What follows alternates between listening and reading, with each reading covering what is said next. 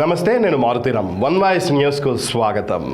సిద్దిపేట జిల్లా ప్రజ్ఞాపూర్లో గల Saint Mary Vidyaniketan high school విద్యార్థులకు good touch, bad touch, eve teasing, గంజాయి లాంటి మత్తు పదార్థాలపై పలువురు పోలీస్ అధికారులు అవగాహన కల్పించారు. మహిళల రక్షణకు ఉన్న చట్టాల గురించి, సైబర్ నేరాల గురించి వివరించారు. అలాగే ట్రాఫిక్ నిబంధనల గురించి తెలియజేశారు.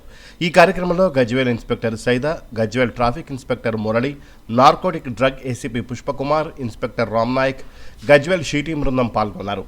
ఈ సందర్భంగా ఇన్స్పెక్టర్ సైదా మాట్లాడుతూ షీటీం, దాని యొక్క ప్రాముఖ్యత, షీటీం నిర్వహించే విధుల గురించి, సైబర్ నేరాల గురించి, పోక్సో చట్టాలు మరియు బాల్య వివాహాలు, దాని యొక్క పరిణామాల గురించి, eve teasing, good touch, bad touch తదితర అంశాల గురించి, సోషల్ మీడియా, దాని యొక్క పరిణామాల గురించి, cyber security, minor driving, dial 100 ప్రాముఖ్యత, సమాజంలో జరుగుతున్న నేరాలు, వాటి నుంచి ఎలా రక్షణ పొందాలి అనే అంశాల గురించి తెలియజేశారు. ట్రాఫిక్ ఇన్స్పెక్టర్ మురళి మాట్లాడుతూ మైనర్లు ఎట్టి పరిస్థితుల్లో కూడా వాహనాలు నడపవద్దని, రాంగ్ రూట్లో వాహనాలు నడపవద్దని సూచించారు. మోటారు సైకిల్ వాహనదారుడు తప్పకుండా హెల్మెట్ ధరించాలని తెలిపారు. నార్కోటిక్ డ్రగ్ ఏసీపీ పుష్పకుమార్ మాట్లాడుతూ గంజాయి, ఇతర మత్తు పదార్థాల జోలికి వెళ్లవద్దని, వెళ్లి జీవితాలు నాశనం చేసుకోవద్దని సూచించారు. ఈ కార్యక్రమంలో school principal Rajappa, correspondent Vijayapal Reddy మరియు ఉపాధ్యాయులు, గజ్వేల్ షీటీం సిబ్బంది శ్రీరాములు, ఏఎస్ఐ, మహిళా కానిస్టేబుల్ లావణ్య, కానిస్టేబుల్ మహేష్ తదితరులు పాల్గొన్నారు.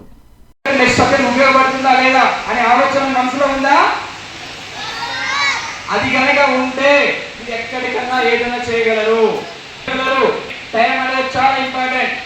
మీరు చేస్తున్న ప్రతి ఒక్క పని దానివల్ల ఎంత ఉపయోగం ఉంది, దానివల్ల అవసరం ఉందా లేదా, అనవసరమైన విషయం ఏది అని ఆలోచన మీ మైండ్ లో ఉండాలి. ఉంటుందా? ఉందమ్మా మీకు? ఉండాలి. ఉన్నప్పుడు మాత్రమే మీరు ప్రయోజకులు అవ్వగలరు. లైఫ్ అనేది చాలా చిన్నదమ్మా, మీకు అర్థం కాదు ఇప్పుడు ఏం చెప్పినా కానీ. ఈ వయసులో ఉన్నప్పుడు మీరు ఒకటే అంటారు, నేను ఏం చెప్పిందో వేదం, నేను చెప్పినట్టుగా మా డాడీ వినాలి. పేరెంట్స్, మీ మమ్మీ లేక మీ డాడీ ఉదయం లేచినప్పటి ఉంటున్నారు, ఏం పని చేస్తున్నారు, ఏ విధంగా కష్టపడి నాకు ఇస్తున్నారు అని ఆలోచన మనసులో మీకు రావాలి. ఆలోచన రావాలంటే ముందు వాళ్ళు ఏం చేస్తున్నారో తెలుసుకోవాలి. తెలుసుకుంటున్నారా? కావచ్చు ఇంట్లో ఉన్న పేరెంట్స్ కష్టపడుతున్నప్పుడు బి హానెస్ట్, ఏదో నేను చెప్తున్నానని చెప్పేసి లేకుండా పంపిస్తున్నారు. Correct, very good, very good. ఎవరెవరైతే సార్ సరే సార్ అంటున్నా, అమ్మాయి అదే అంటుంది, సార్ నాకు అన్నీ తెలుసు సార్, మా మమ్మీకి ఏం చెప్పి చేస్తా సార్, మీ షరత్ ఏమో తెలుసా? ఏంటి చెప్పండి ఒకటి. అనవసరమైన విషయాలు ఏమిటి? స్కూల్ అయిపోగానే ఉదయాన్నే లేచినప్పుడు బుక్స్ తీసుకోకుండా, బుక్స్ లో ఏముందో సిలబస్ చదవకుండా టీవీ ఆన్ చేయడం, ఉదయాన్నే డాడీ ఫోన్ తీసుకొని గేమ్లు ఆడడం, మంచి పనా? నిజం చెప్పండి.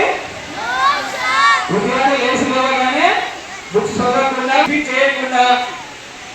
చేయకుండా స్కూల్ ఆడడం కరెక్టా? అవునా కదా? చేయడం కరెక్టా? మంచి పని అది. అదేవిధంగా మమ్మీ ఫోన్ తీసుకొని మమ్మీ ఫోన్లో గేమ్లు ఆడడం కరెక్టా? అది చేయకుండా ఉండాలి. ఎంతసేపు అవసరమైతే ఆ సమయంలో మాత్రమే చదువుకోవాలి. టీవీలు ఫోన్లు ఆడాలి తప్ప నేను మొత్తం కూడా చదువుపైన మాత్రమే కాన్సన్ట్రేట్ చేశారు అనుకోండి, చదివారనుకోండి మీ భవిష్యత్తు బాగుంటుంది. మీరు ఇంతకు నుంచి ఎవరైనా అబ్బాయిలు కావచ్చు, మీ యొక్క ఫోటోస్ ప్రొఫైల్ ఫోటో పెట్టుకోవద్దు. అసలైనమ్మా లాస్ట్ కాల్ మీకే చెప్తున్నానమ్మా. సోషల్ మీడియా యాప్స్ లో అమ్మాయికి సంబంధించిన ఫోటోలు ప్రొఫైల్ ఫోటో పెట్టుకోవద్దు. ఎందుకు పెట్టుకోవద్దు? భాగాలు మొత్తం వేరే వేరుగా మార్పింగ్ చేయడానికి అవకాశం ఉంది. మీకు తెలియదు, మంచి ఉద్దేశం నా ఫోటో బాగుంది కదా అని మీ డాడీ పెట్టుకోవచ్చు, మీ మమ్మీ పెట్టుకోవచ్చు, మీకు సంబంధించిన వాళ్ళు మీ ఫోటోస్ పెట్టుకోవచ్చు, అమ్మాయిల ఫోటోస్. అవి పెట్టుకున్నారనుకోండి, మీకు తెలియకుండానే మీ ఫేస్ మాత్రమే ఉంచి మిగతా పార్ట్స్ అన్ని చేంజ్ చేసేసి మార్పింగ్ చేసి మీకు బ్లాక్ మెయిల్ చేయడానికి అవకాశం ఉంది. అవునా కదా? కాబట్టి దయచేసి ఇక్కడ ఉన్న వాళ్ళు ఎవ్వరు కూడా మీ పేరెంట్స్ కూడా చెప్పండి, ప్రొఫైల్ ఫోటోలో అమ్మాయిల ఫోటో పెట్టుకోవద్దు. వాటితో పాటుగా గుర్తు తెలియని వ్యక్తుల దగ్గర నుంచి ఆడియో కాల్స్, వీడియో కాల్స్ కావచ్చు, వాట్సాప్ కాల్ కావచ్చు, ఇన్స్టాలో కావచ్చు, అన్నోన్ పర్సన్ దగ్గర నుంచి మీరు ఇక్కడ అమ్మాయి ఉందనుకో, ఒక అమ్మాయి లాగానే మాట్లాడతారు. ఒక అబ్బాయి ఉంటే ఒక అబ్బాయి లాగానే మాట్లాడుతూ వాయిస్ రికార్డింగ్ పెట్టేసి మీతో ఏదో రూపంలో మాట్లాడాల్సిన అవకాశం ఉంటుంది. ఈ రోజు నిన్న మార్నింగ్ ఒక కేసు వచ్చిందమ్మా. ఒక అమ్మాయి 9th క్లాస్ అమ్మాయి, ఆ అమ్మాయికి తెలియదు పాపం, ఆమెకు ఇన్స్టాగ్రామ్ ఐడి ఉంది. ఆ ఇన్స్టాగ్రామ్ ఐడిలో నీ ఫ్రెండ్ అని చెప్పేసి పరిచయం చేసుకొని ఫ్రెండ్ లాగానే ఒక అమ్మాయి మాట్లాడుతుంది. కానీ అమ్మాయి కాదు, ఆ అబ్బాయి. ఆయన ఏమంటారంటే అమ్మాయి ఫోన్ చేసి ఏమంటుందంటే, అమ్మ అరే నేను ఈ విధంగా చదువుతున్నాను, మా ఫాదర్ ఈ విధంగా ఉన్నారు, మా మమ్మీ ఈ విధంగా ఉంది, మాకు ఇన్ని డబ్బులు ఉన్నాయి, మీకు ఏం కావచ్చు మీకు ఇస్తాను, నాకు ఒక నేను చెప్పినట్టుగా మీరు వినండి అని చెప్పేసి చేయాలి, ఇలా చదువుకోవాలి, ఇలా చేస్తే మీకు ఇన్ని ఇబ్బందులు వస్తున్నాయి అని మాకు ఎవరు చెప్పలేరు. కానీ మేము మీ దగ్గరకు వచ్చి చెప్తున్నాము. అవునా కాదా? మీరేం చేస్తున్నారు? ఇక్కడికి వచ్చారు సార్, పెద్ద సారు, సార్ ట్రాఫిక్ సార్ ఉంది, మున్సిపల్ సార్ చెప్పారు, మొత్తం ఇన్స్పెక్టర్ సార్, సార్ మాకంటే పెద్ద ఇంకో సార్ వచ్చారు. అవునా కాదా? అంత పెద్ద సార్ వచ్చి మీకు చెప్తున్నారంటే దేని గురించి? మీ మంచి గురించా కాదా? మీరేం చేస్తున్నారు? మీరు వింటున్నారా? వెనక బ్యాక్ సైడ్ అర్థమవుతుందా? సార్ పెద్దవారు ఎవరు చెప్పినా, ఏ మంచి విషయం చెప్పినా కానీ 1కి 4 సార్లు ఆలోచించాలి, వినాలి, దాన్ని ఇంప్లిమెంట్ చేయాలి, దాన్ని ఫాలో అయ్యే విధంగా చేయాలి. చేస్తారా? కానీ కొంతమంది అలా చేయట్లేదు, అడుచోవడం ఇడుచోవడం చేస్తున్నారు. మంచి పద్ధతినా? గుడ్ హ్యాబిటా? So fast is fast. ఈ రోజు నుంచన్నా జాగ్రత్తగా వినాలి. వింటారా? ఈ అమ్మాయి ఉన్నదనుకోండి, ఇలా ఆడటం కూడా అప్పుడు మీరు గమనించాలి. ఏమని అంటే ఈ అంకులు వచ్చారు, పోలీస్ ఆఫీసర్ అయి ఉండొచ్చు, కాదనట్లేదు, అతని మనసులో వేరే ఆలోచన ఏదో ఉంది అనే ఆలోచన మనసులో, నాన్న చదువుతున్నాం అనడం వేరు, అరే బాబు బాగున్నాం అనడం వేరు. This is bad touch. అంటే మీకు తెలియాలి మేమేం చేస్తున్నాం. ఆపోజిట్ మనిషి ఎవరన్నా ఉండొచ్చు, ఏదో పేరెంట్స్ కావచ్చు, మీ బంధువులు కావచ్చు, రిలేటివ్స్ ఎవరన్నా కావచ్చు, మీకు ఇబ్బంది కలిగే విషయాలు ఏమున్నా కానీ ఇమీడియట్ గా మీ పేరెంట్స్ తెలియపరచండి. అదర్వైజ్ మీ స్కూల్కి వస్తున్న మీ టీచర్ తెలియపరచండి. పాప బాగున్నా అనడం వేరు, పాప బాగున్నా అనడం వేరు.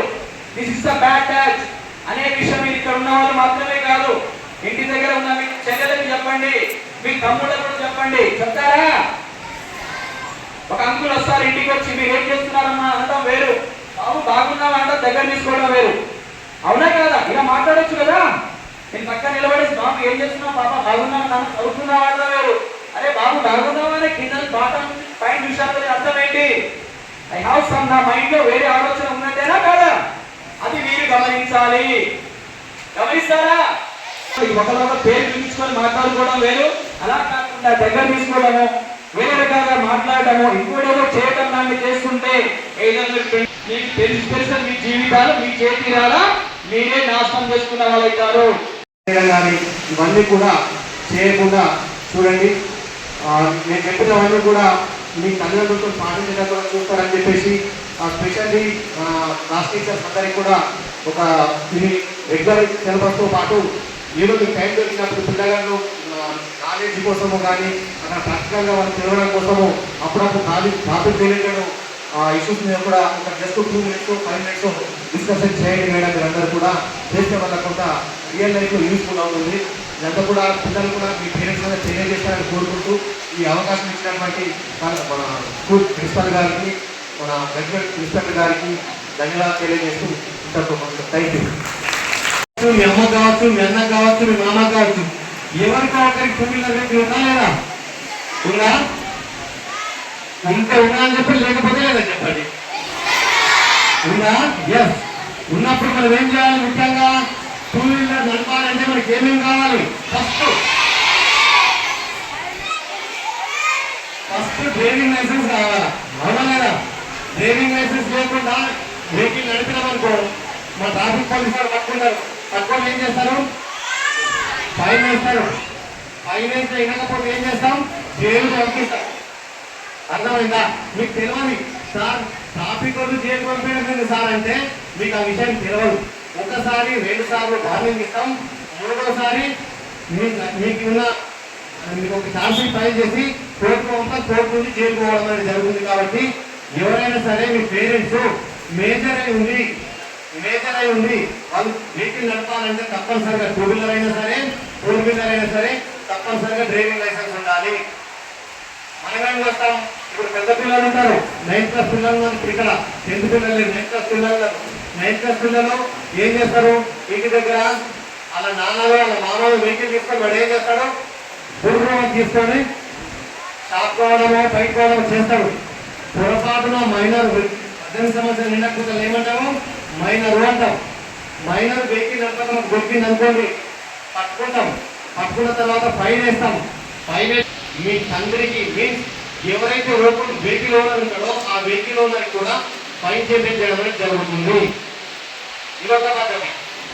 సరే, అదే మైనర్ ఉన్నాడు, మైనర్ వెహికల్ నడిపి అనుకోకుండా యాక్సిడెంట్ చేసింది అనుకోండి, ఇతనికి జైలుకు పంపిస్తాం.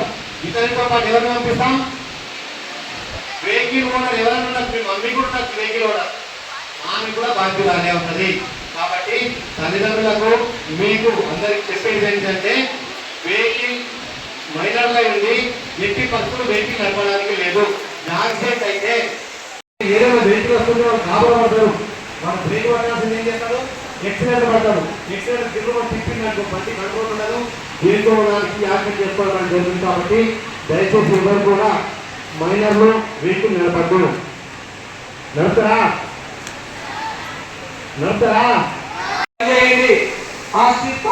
అట్లీస్ట్ ఈ రోజు నుంచైనా అందరూ తినాలి, అవసరమైన విషయాల గురించి ఆలోచించవద్దు.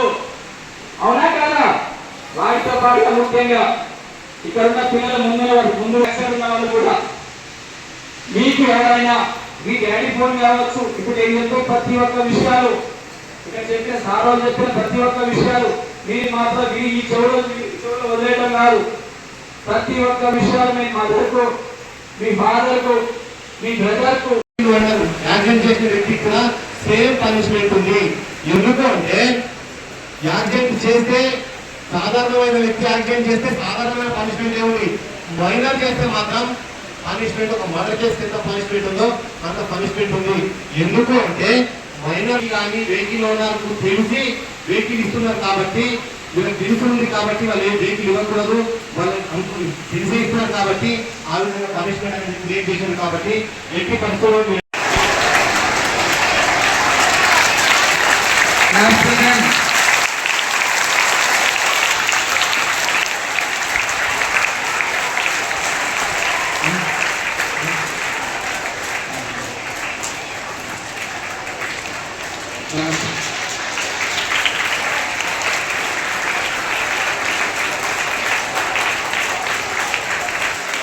ఒక్కడు ఎంత కష్టపడి మీకు కావాల్సిన అన్ని ఇస్తూ, మీ డాడీ కూడా ఉదయాన్నే లేచి పనికి వెళ్ళి ఒక పని చేసి రూపాయి కూడబెట్టి మా పిల్లలు బాగుండాలి, మాలా కష్టపడొద్దు, మాలా ఆటో డ్రైవింగ్ చేయొద్దు, మాలా ఇంటి పార్ట్స్ పని వేరే పనికి వెళ్ళడానికి వెళ్ళొద్దు అన్న ఆలోచనతోనే ఏదో మంచి చదువుకోవాలి, మంచి పొజిషన్ లో ఉండాలి, మనకి ఆదర్శంగా ఉండాలి, ఒక మంచి పొజిషన్ లో వెళ్ళాలి అనే ఆలోచనతోనే మీకు స్కూల్ పంపిస్తున్నారా లేరా?